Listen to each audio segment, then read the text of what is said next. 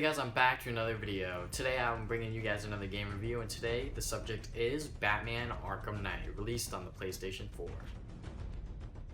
Before I talk about Batman Arkham Knight, let me just go and give you a quick rundown with my experience with the Arkham series. I played Batman Arkham Asylum years after its release and I liked it. An overall great game with a solid start. Arkham City is where there was a lot of improvements from Arkham Asylum and was just more Batman action. Arkham Origins did nothing new for the series, but I still liked it. Now the Arkham Knight. The initial trailer was awesome. It set up the game to be a all-out brawl between Batman and his villains. I was pretty hyped for this title and planned on buying it near its release. When it finally came out, a lot of reviewers came out with very mixed opinions. Some saying that it was spectacular, while others saying that it was just disappointing. On top of this, the PC port was just destroyed, making even more bad press surface for this game. Before I dive deeper into the game itself, let me just go and talk about the story. At the helm this time, it's Scarecrow. He threatens the city with this fear toxin, and it's up to Batman to stop him. Another villain comes into the fray as the Arkham Knight himself. Under Scarecrow's army, Batman must take these villains on in order to save Gotham.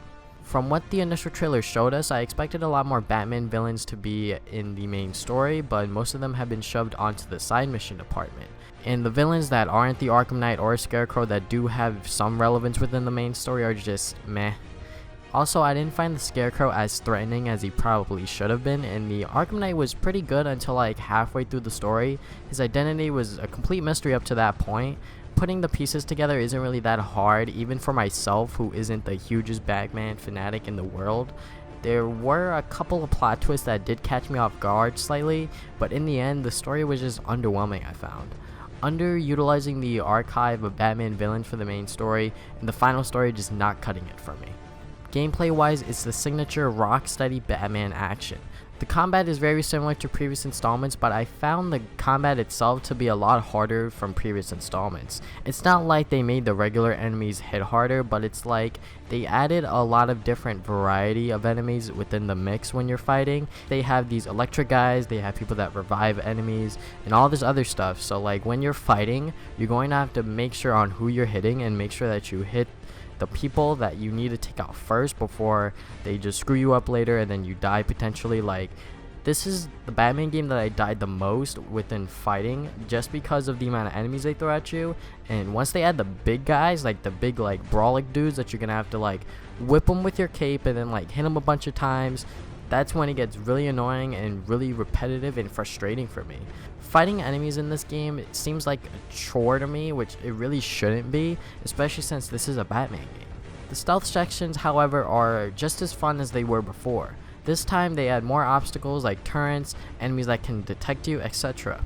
Taking out enemies with the fear multi-takedown is always satisfying, and the strategies that you do perform are just as endless as ever.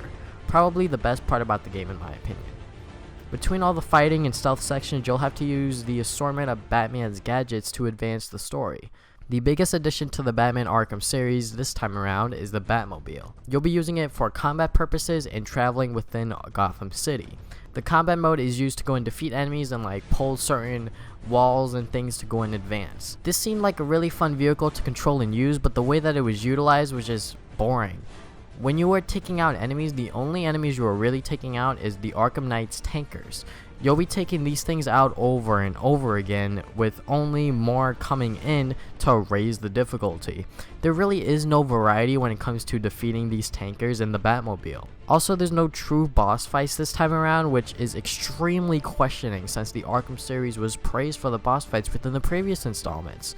There are definitely some aspects of the gameplay that are really disappointing, but there are some that are pretty good, like the stealth sections.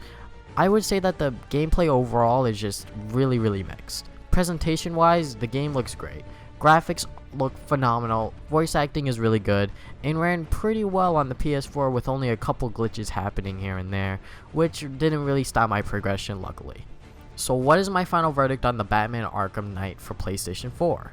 The story was disappointing, the gameplay was okay, and the presentation was pretty good overall. I would only recommend this game if you played Batman Arkham Asylum and Batman Arkham City beforehand.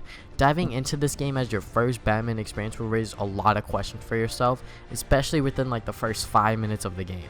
Batman Arkham Knight was definitely not the conclusion fans were hoping for. So thank you guys for watching this video. If you guys have not already, you may subscribe. I put new videos up every Saturday, and I do a bunch of other video game related stuff other than game reviews.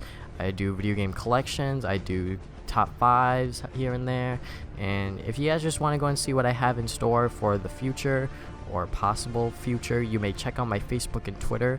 I like to go and put updates on there frequently, so if you guys want to go and check me out on there, you may feel free to do so. So I think that is about it. Thank you guys for watching this video again. Now see you guys next time with more videos. Game on, gamers!